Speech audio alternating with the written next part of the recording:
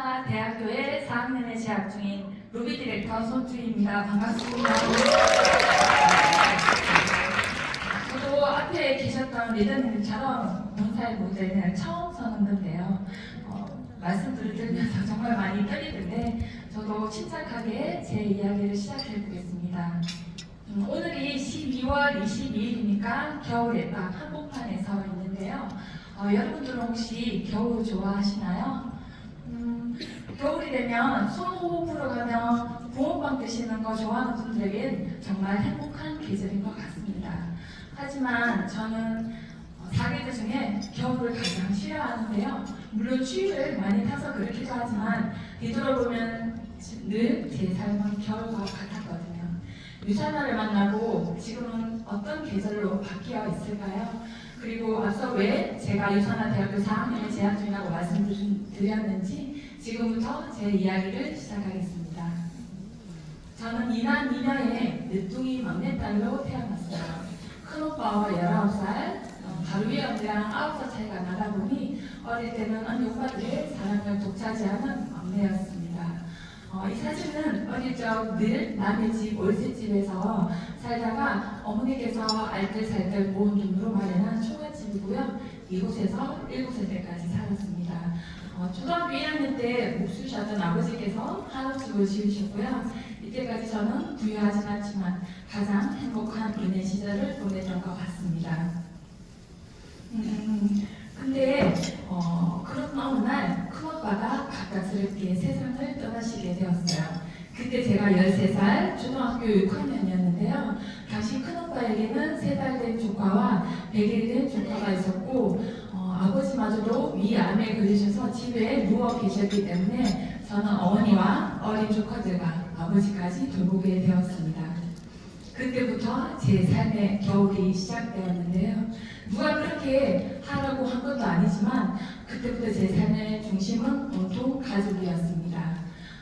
어떻게 하면 조카들을 잘 키울까? 어떻게 하면 어머니의 짐을 좀 덜어드릴 수 있을까를 늘 고민했어요. 13살 초등학교 6학년이 놀라게 되는 그런 가정의 책임감을 그때부터 가지게 됐던 것 같습니다. 여러분들은 13살 초등학교 6학년 때 혹시 어떤 기억이 있으신가요? 학교 마친 뒤 친구들하고 운동장에서 뛰어놀거나 분식집에서 떡볶이 먹었던 기억이 있으신가요? 저도 그런 친구들이 무척 부러웠는데요. 저는 학교 수업이 끝나면 유원지에서 천막 장사를 하셨던 어머니 그리고 아버지와 두 조카들을 돌보기 위해 달려가야 했습니다. 결국 아버지는 제가 초등학교 2학년 때 59세의 나이로 돌아가셨고요. 둘째 오빠의 사업이 실패되면서 저희가 살고 있던 집마저 경매에 넘어가게 되고 그렇게 저는 어머니와 어린 조카들의 손을 잡고 눈이 내린 겨울 그 집을 떠나오게 되었습니다. 한때는 저도 대학의 꿈을 꾸며 학업에도 열중했지만 나보다는 조카들이 먼저, 나보다는 어머니가 먼저, 나는 나중에 가면 되지 뭐 이런 생각을 하면서 대학 진학도 포기하고 남들보다 조금 일찍 직장 생활을 하게 되었습니다. 유산화를 만나기 전까지 한 10가지 정도, 20가지 정도 일을 했었는데요. 그 중에 먼저 이 사진은 제가 10년 정도 학원에 근무했을 때입니다.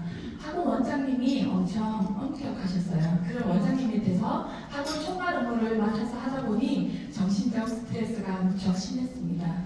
집에는 소화제가 종류별로 있었고요. 그리고 심지어 10년 동안 생리를 하지도 않았을 정도니까요. 어느 날은 불 꺼진 강의실에서 창밖을 보며 울면서 생각했어요. 정말 나는 착하게 산 것 같은데 난 왜 이렇게 힘들지? 여기서 뛰어내리면 이런 고통이 다 사라질까? 정말 죽고 싶다. 하지만 어머니와 어린 조카들의 얼굴이 떠올랐고 그렇게 2년을 더 버티다 학원을 그만두었어요. 그리고 좋아하는 일을 하고 싶었고 평소 꿈꾸었던 카페를 차리게 되었습니다. 처음에는 나름 괜찮게 잘 됐던 것 같아요. 근데 주변에 하나둘 카페들이 생기고 그러다 보니 단골 손님들이 또 새로 생긴 곳으로 가시게 되더라고요. 세상 안에 갇힌 기분이 들었습니다. 밤낮을 꼬박 일하는데도 알바비보다 더 적은 수입, 어떨 땐 마이너스도 나더라고요. 이건 정말 아닌 것 같았어요. 결국 근리금도 받지 못하고 문을 닫고 말았는데요. 좋은 경험했다고 제 스스로를 위로했지만 다시는 장사는 하고 싶지 않다는 생각을 하게 되었습니다. 그러다 집 근처에서 베이커리 가게에서 알바일을 시작했었어요. 반죽을 선행하고 굽고 예쁜 모습으로 만들어지는 과정들이 너무 재미있었어요. 하지만 그것도 매일 똑같은 일을 하게 되는데 그렇게 반죽을 치고 철판을 들고 오븐에 넣고 하는 일들이 계속 반복하다 보니 밤새 어깨와 허리 통증에 시달려 했었고 퇴근길에 늘 제 손에 소염 진통제 봉지가 있었습니다. 집에 돌아와서 누워있는데 하염없이 눈물이 흘렀습니다. 끊임없이 채우려고 노력했는데 채워지지 않았고 또 조카들을 다 키우면 내 삶은 나는 이제 무엇을 보고 살아야지 그런 생각이 저를 괴롭혔습니다.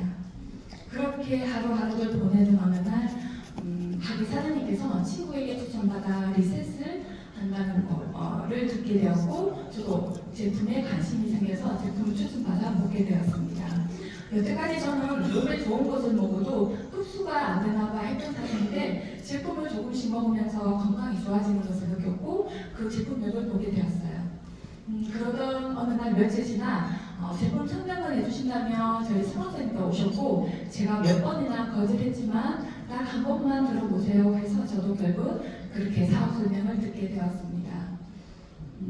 오랜 시간 노동 수입에 의존하던 제게 저같이 평범한 사람도 권리 수입을 만들 수 있다는 말이 머릿속 깊숙이 들어오게 되면서 좀 더 알아보고 싶다는 생각을 하게 되었습니다.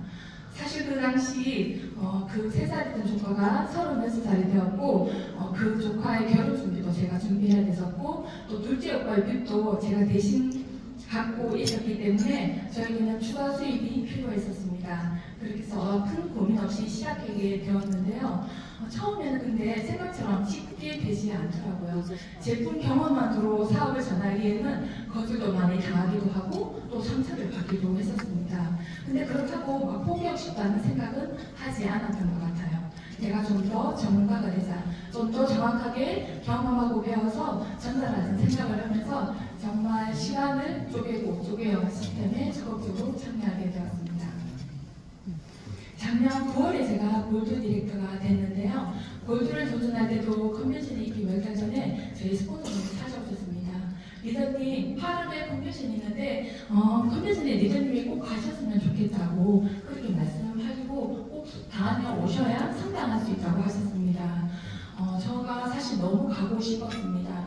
하지만 그때도 저는 오빠의 채무금을 계속 변제 중이었고 직장을 옮기지도 얼마 되지 않았기 때문에 일주일이나 근무를 빼는 것은 어려웠습니다. 스폰서님은 안타까운 마음에 다시 한번 생각해보라고 말씀하셨고 저는 그렇게 결국 사표를 쓰고 스폰서님께 가겠다고 말씀을 드렸습니다. 그런데 또 하나 걱정이 남아있더라고요.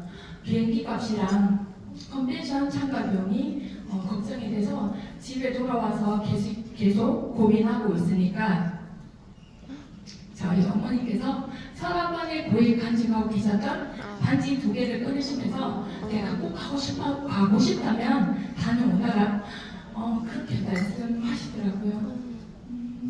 지금 보시는 이 사진이 그때 어머니가 제게 주셨던 반지가 담겨있던 왕사 장갑이에요. 저는 이 왕사 장갑을 아직 간직하고 있는데요. 여기에 10배, 100배 더 큰 선물을 넣어드리겠다는 마음으로 작년에 그렇게 골드가 되고 그리고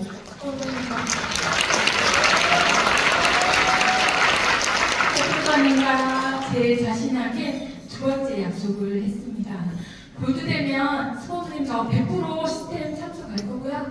다른 일 안 하고 유산에만 집중하겠습니다. 만약 제가 미국도 골드도 힘들 것 같다고 포기했다면 지금의 저는 없었을 겁니다. 저는 할 수 있는 방법을 찾았고 열심히 찾다 보니 방법이 생긴다는 것을 알게 되었습니다.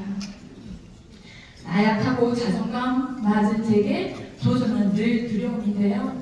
내 한계를 뛰어넘어야 내가 원하고 꿈꾸는 삶을 살 수 있다는 생각으로 열심히 달려 이번 달 초 루비 디렉터가 되었습니다.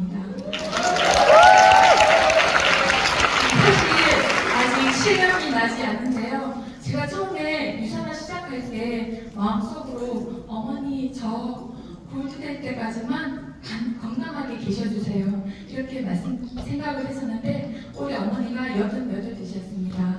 정말 감사하게도 건강하신데요. 사실 저보다 제품 더 잘 챙겨 드시고 얘야 내 영양제 이제 다 먹어간대. 근데 없으면 안 줘도 된대. 그러세요. 안 아프시고 건강하시니까 너무 감사하고 제가 더 열심히 해야겠다는 생각을 하게 되더라고요. 저희 어머니는 제가 드라이브 시켜드리는 걸 참 좋아하시는데요. 요즘 좀 못해드렸거든요. 그래서 며칠 전에 방에 들어오셔가지고 이제 좀 안 바쁘나? 그러시길래 어머니가 드라이브 가고 싶어 하시는구나 싶어서 어머니 제가 조금 더 있다가 곧 드라이브 시켜드릴게요 했더니 그러면서 제가 엄마 저 루비 됐어요 이렇게 말씀드렸더니 루비가 뭐고? 그러시길래 골드보다 더 좋은 거예요 이렇게 말씀을 드렸더니 그래 축하한대 그러시면서 조금 있다가 봉지에 오그란 것이로 우리 딸 축하해 확 굶지 말고 잘 챙겨 먹으래 하시면서 봉투를 주시더라고요. 제 생에서 가장 값진 선물이었고 평생 잊지 못할 것 같습니다. 스스로 나태해질 때 초심을 잃지 않으려고 이렇게 사진을 찍어 두었고요. 루비 디렉터는 직업이 됐다고 해서 다 이뤘다고 생각하지 않습니다. 이제 정말 시작이라고 생각합니다. 유산화를 만나지 않았다면 삶을 포기했을지도 모릅니다. 삶에서 나는 없었으니까요. 하지만 유산화를 선택하고 저는 이제 제 인생을 계획하게 되었고 제 꿈에 매일매일 다가가고 있습니다. 가족들을 위한 삶을 살다 보니 제가 아직 결혼을 하지 않았는데요. 미국 컨벤션에서 제 생애 처음으로 드레스도 입게 되었습니다. 사실 드레스 이제 못 입을 거라고 생각했었거든요. 그때 그 순간을 평생 잊지 못할 것 같습니다. 저는 대학을 나오지 않았지만 유산화 대학을 다니면서 대학에서는 절대 배울 수 없는 것들을 배우고 있습니다. 세상을 보는 지혜를 배웠고 스폰서님을 보면서 사람의 영향력이 무엇인지 파트너를 보면서 책임감이라는 게 무엇인지 현대란 이들을 보면서 진짜 관계가 무엇인지를 배우고 깨닫습니다. 삶은 늘 희망에 가득 차 있고 내가 용기 내면 움직일 수 있는 사람인 것도 배우고 있습니다. 2018년 12월 6일 제가 유산화에 가입한 날이자 유산화 대학에 입학한 날이고 정말 가족이나 누군가가 아닌 오로지 저를 위한 삶을 선택했던 날입니다. 이 날은 정말 제가 죽는 날까지 기억할 거고 또 스스로 자랑스럽게 생각하고 싶습니다. 여러분 꿈이 있으신가요? 네. 꿈을 이루기 위해서 무엇을 하실 수 있으신가요?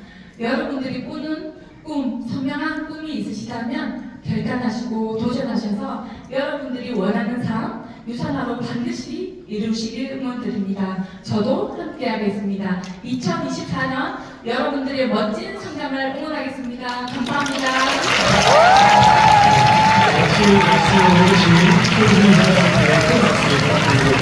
정말 기회를 빌려서 아버님을 이용했던 것 같습니다. 자, 그러면은